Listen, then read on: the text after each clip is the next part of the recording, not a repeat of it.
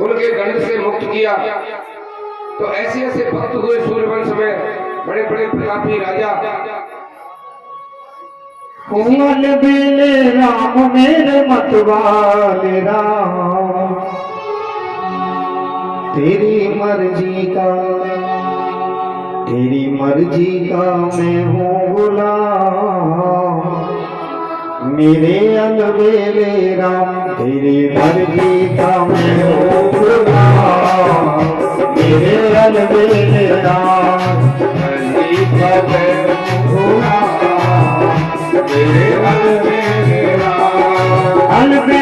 राम मेरे मतवाले राम, अलबेले राम मेरे मतवाले राम, अलबेले राम मेरे मतवाले राम, अलबेले राम मेरे मतवाले राम। तेरी मर्जी का मैं हूँ गुलाम।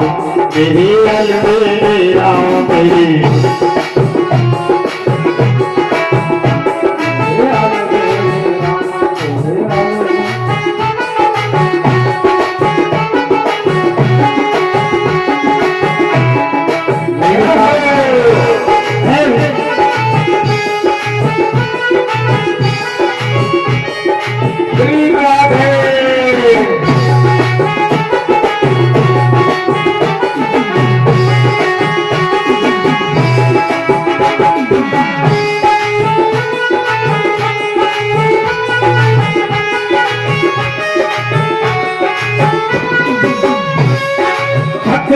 गया हूँ इस लंबे सफर में, थक भी गया हूँ लंबे सफर में, थक भी गया हूँ इस लंबे सफर में, थक भी गया हूँ इस लंबे सफर में, थक भी गया हूँ इस लंबे सफर में, थक भी गया हूँ इस लंबे सफर में। मेरा जीना जीना हुआ है हराम। मेरे अलबेले राम, तेरे अलबेले राम, तेरे अलबेले राम। तेरी मर्जी का मैं हूँ गुलाम। मेरे अलबेले राम, तेरी मर्जी का मैं हूँ गुलाम। मेरे अलबेले राम।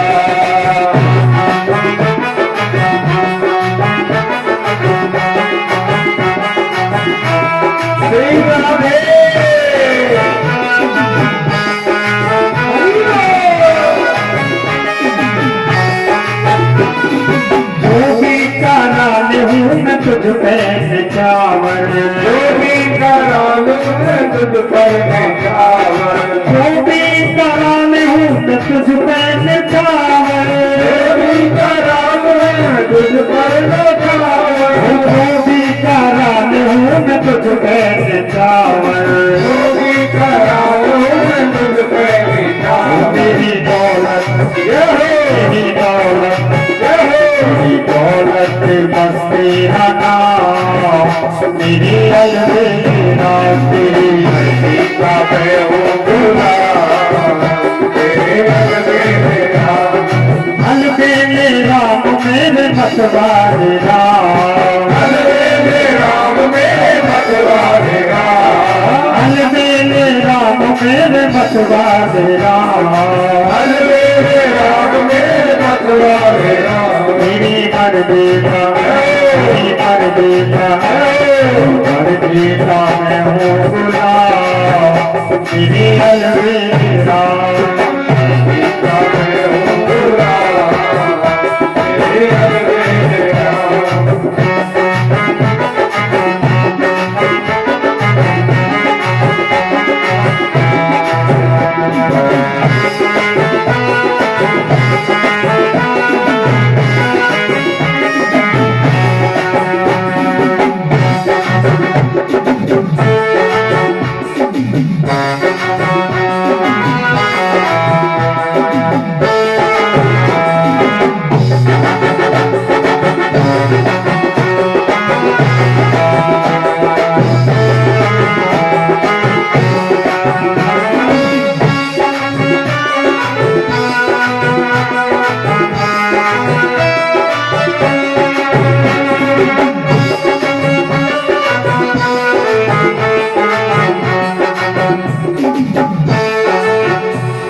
बोलिए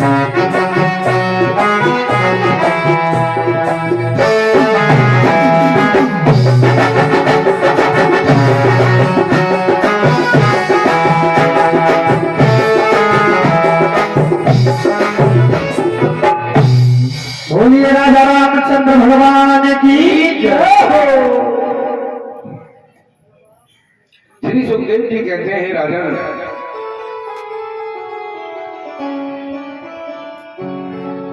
सूर्यवंश में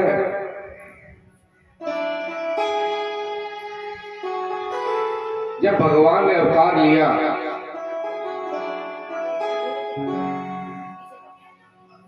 तो दशरथ के पुत्र के रूप में, और सूर्यवंश का नाम भगवान ने हमेशा के लिए प्रसिद्ध किया।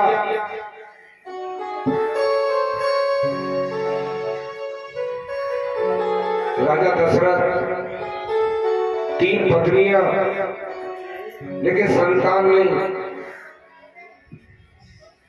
इस दुनिया में सब दुखी है, ऐसा कोई नहीं है जो दुखी नहीं है। कि कोई तन दुखी, कोई मन दुखी, और कोई धन बिन रहे तो उदास है।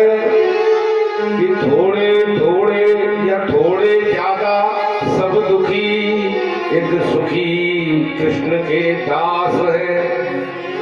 भगवान का स्मरण करो तब तो सुखी है, नहीं तो दुखी दुख है, सब दुखी है। चक्रवर्ती सम्राट है राजा दशरथ, स्वर्ग से लेके पाताल तक जिनको जाना जाता है। और ऐसे चक्रवर्ती राजा की 3 पत्नियां, फिर भी संतान नहीं है। भगवान की लीला है। बड़े प्रयास कर रहे थे, गुरु वशिष्ठ से मिले। वशिष्ठ जी ने बताया कि पुत्रष्टि यज्ञ करा लो। बोले ठीक है। श्रृंगी ऋषि को बुलाया, पुत्रष्टि यज्ञ कराया। बड़ी खास बात है, सूर्य वंश में पुत्र जब जन्म लेते हैं तो या तो यज्ञ के द्वारा या कोई अचानक क्रिया ऐसी है जा तो प्रकट है जा। सूर्य वंश में एक थे राजा युवनाश राजा, उनके भी कोई संतान नहीं थी, पुत्र नहीं होता था। तो गुरु वशिष्ठ जी के पास गए थे। गुरु जी ने जल पढ़ के दे दिया, बोले रानी को पिला देना, पुत्र हो जाएगा। और उस जल में तो निश्चित पुत्र होना ही था। राजा ने रानी को दे दिया, वो पात्र इसको रख लो, पी लेना। गुरु जी ने दिया है, रानी ने रख दिया कक्ष के अंदर कि बाद में पी लूंगी। बाद में राजा आया कक्ष में, उसे लगी प्यास, वो जल को वो ही पी गया। अब भगवान की लीला, वो तो गड़बड़ हो गई। वो आई रानी, उसने पूछा वो कहाँ यह पात्र रखा था आप लाए थे? बोले तुमने पहले पिया नहीं? बोले नहीं तो अरे उसे तो मैं पी गया। बोले अब क्या होगा? अब गए गुरु जी वशिष्ठ जी के पास, महाराज ये तो सब गड़बड़ हो गया। गुरु जी बोले भैया जो हो गया वो तो हो ही गया, इसको कोई मिटाने वाला नहीं है। पुत्र तो होगा और अब तेरे ही होगा। प्रकृति का बड़ा विचित्र चमत्कार। अश्विनी कुमारों को बुलाया गया, देवताओं के डॉक्टर हैं। उन्होंने युवराज राजा का पेट चीर करके उस पुत्र को निकाला। और जब नवजात बच्चा जन्म लेता है तो उसको दूध पीने की जरूरत पड़ती है। उसके लिए इंद्र को बुलाया और इंद्र ने अपनी अनामिका उंगली से उस बच्चे को दूध पिलाया। पे पानम, अनामिका उंगली से दूध पिलाया।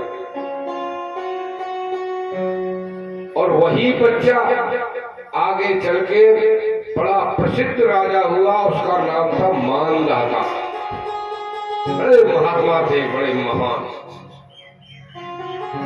तो यहां भी यज्ञ हुआ, यज्ञ की तैयारियां बढ़िया सुंदर हुई। वहां से यज्ञ भगवान प्रकट हुए, उन्होंने प्रसाद दिया। उस प्रसाद को तीनों माताओं ने ग्रहण किया।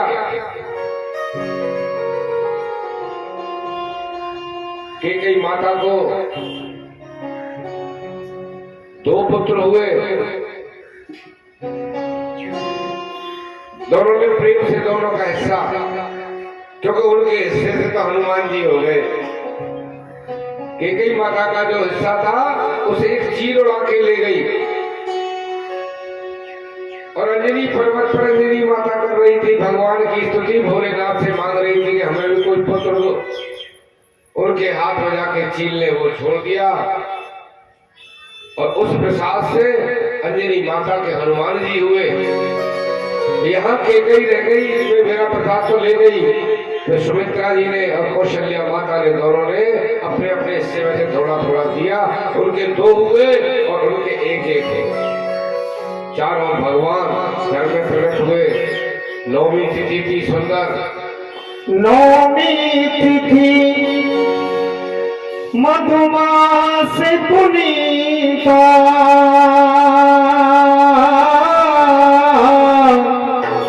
शुक्ल पक्ष अब जेते हरि प्रीता।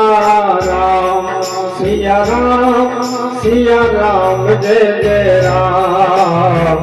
राम सिया राम, सिया राम जय जय राम। सिया राम जय जय राम। राम सिया राम, सिया राम जय जय राम। बरसे सुमन सुअंगुल साधी, गरजे गगन दुंदुभी बाजी। राम सिया राम, सिया राम जय जय राम।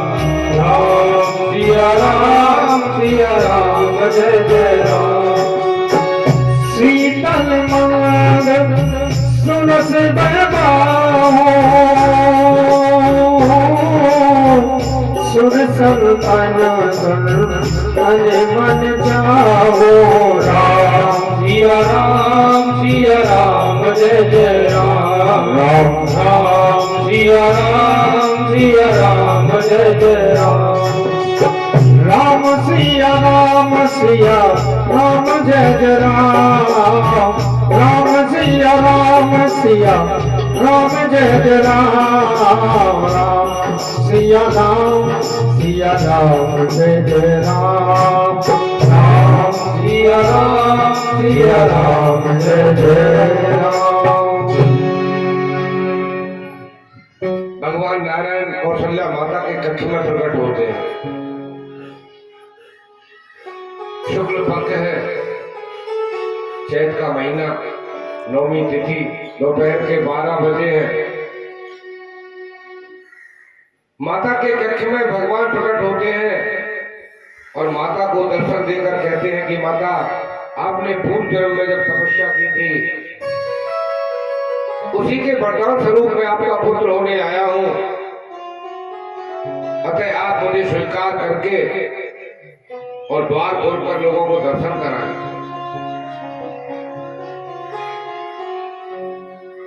कौशल्या माता को दर्शन कराए भगवान ने जन्म से पहले। फिर छोटे बालक बन के मैया के पालने में लेट गए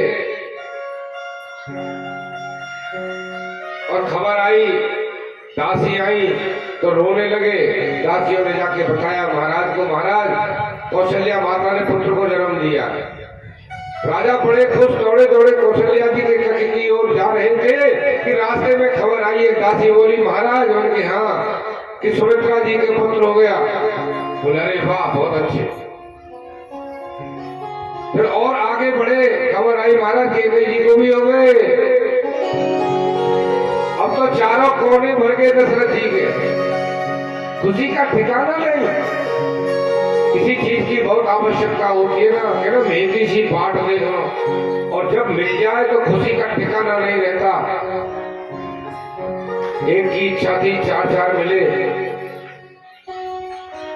बड़ी प्रसन्नता के साथ महाराज दशरथ ने ब्राह्मणों को दान किया, संतों को, गरीबों को, सबको दान दिया, और भगवान का सुंदर नामकरण कराया गया। वशिष्ठ जी को बुलाया गया, वन गुरुवर पुत्र हो गए हैं, आइए उनके नामकरण कर दीजिए आप आकर के। चारों ललना प्रकट भये आज, अवध में लड़ुआ बढ़े। चारों ललना प्रकट भये आज, अवध में लड़ुआ बढ़े। चारों ललना प्रकट भये आज, अवध में